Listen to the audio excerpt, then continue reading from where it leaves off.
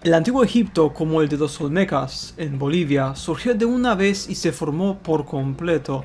De hecho, el periodo de transición de la sociedad primitiva a la avanzada hace parecer que tuvo tan breve esta transición de que no tiene ningún sentido histórico en absoluto. Las habilidades tecnológicas que deberían haber tardado cientos de años o incluso miles de años en evolucionar se pusieron en uso casi de la noche a la mañana, sin antecedentes aparentes, claro está.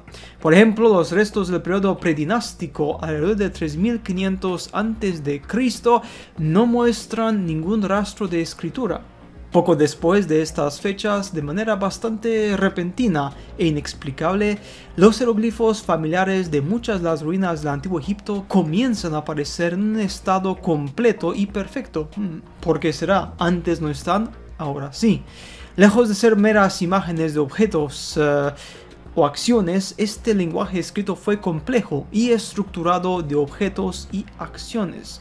Este lenguaje escrito fue complejo y mostraba signos que representaban únicamente sonidos y un detallado sistema de símbolos numéricos. Incluso los jeroglíficos más antiguos fueron estilizados y convencionalizados, y está claro de que una escritura cursiva avanzada era en uso común en los albores de las primeras dinastías.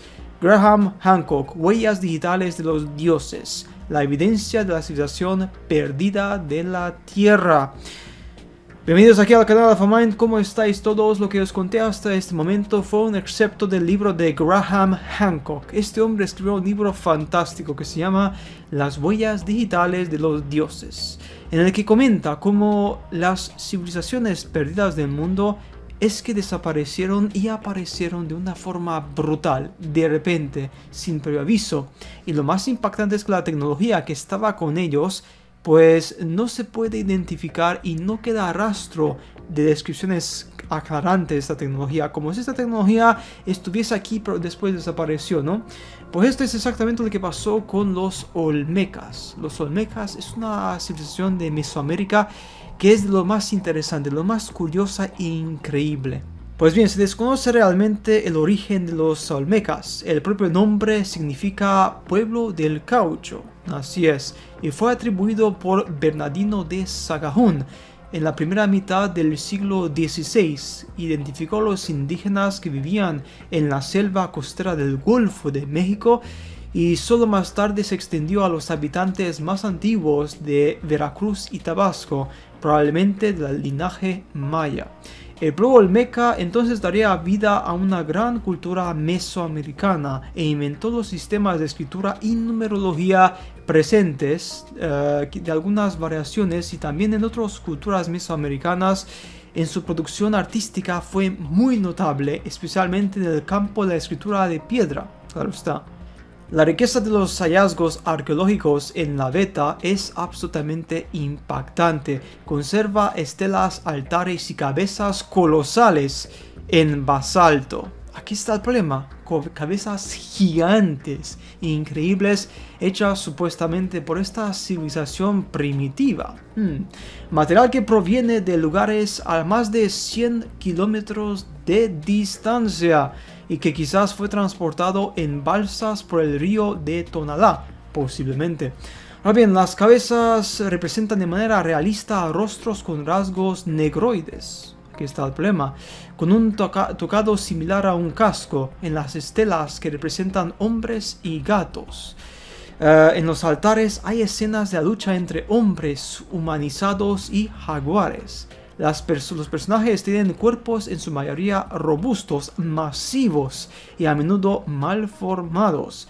Típicas de obras de arte olmeca son las figuras de Jade y neferitas con cara de bebé y aquellos en los labios superiores que revela a los dientes y recuerda a los jaguars, ¿no? Claro está. A menudo el rostro humano tiene rasgos de hocico de este animal que quizá esté en relación con las creencias religiosas que veían en el jaguar en su antepasado de los olmecas. Según los creyentes, las enormes cabezas de basalto e incluso de algunas estatuas que varían en altura de 1,47 a 3,4 metros de altura pesan entre 6 y 50 toneladas y representan claramente características de individuos con cuerpos o formas físicas de los pueblos africanos. Aquí está el gran problema.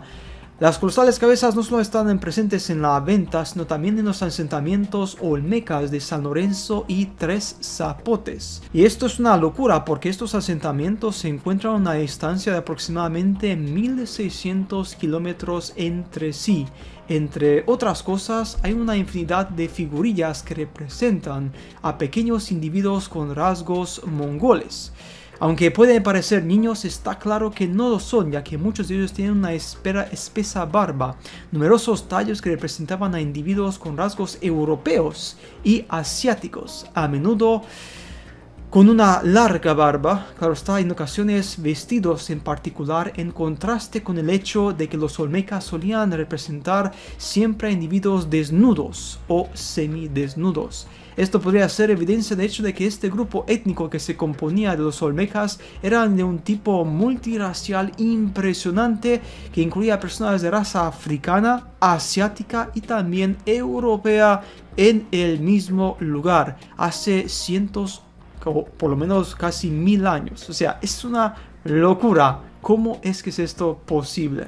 Ahora bien, las razas no americanas comenzaron a poblar oficialmente estas áreas según nuestra historia después del descubrimiento de América. Claro está, mientras que los olmecas existieron desde 1500 hasta 400 antes de Cristo, antes de que siquiera un simple europeo o asiático hubiese pisado lo que sería este lugar.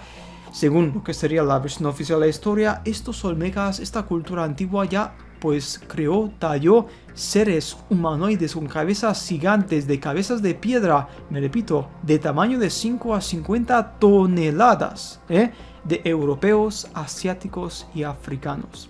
Además, ante la precisión y el refinamiento de algunas de estas esculturas, es imposible no preguntarse cómo es que esta antigua civilización, que aún no contaba con materiales como el bronce para sus herramientas, logró tal perfección artística con herramientas hechas únicamente de piedra. Si es que simplemente no tiene sentido. Otro tema importante que se plantea es cómo los antiguos olmecas llevaban estas colosales cabezas de piedra, ya que el lugar más cercano donde los antiguos olmecas pudieron haber obtenido este material es en Sierra de Tuxtla. Esta Sierra de Tuxtla es un grupo de volcanes ubicados en la parte sur de Veracruz, a unos 70 kilómetros de donde se encontraban originalmente los caciques olmecas, estas grandes cabezas gigantescas, ¿no? Que según la historia los antiguos olmecas no tenían conocimiento de la rueda tampoco, o sea, anteriormente, históricamente, la rueda en la cultura olmeca no se tenía conocimiento.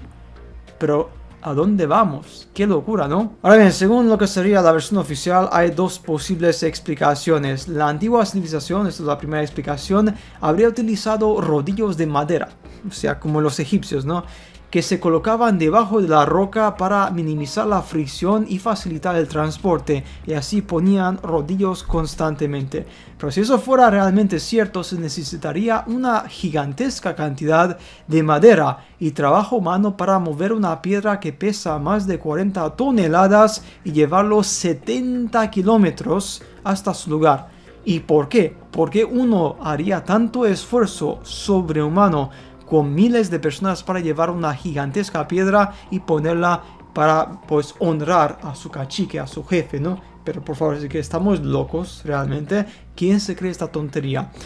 La segunda teoría es de que, suponiendo que los olmecas eran navegantes muy hábiles, pues podrían haber usado canoas para transportar estas enormes piedras a través de las rutas fluviales. Pero esto es simplemente una especulación sin ni siquiera una pizca de evidencia real. Y aquí está el problema. Y es que en 1869, cuando José Melgar descubrió las colosales cabezas talladas, notó que los extraños rasgos de estas tenían características técnicas atípicas de los nativos locales y se han descubierto rostros y esculturas similares en Teotihuacán.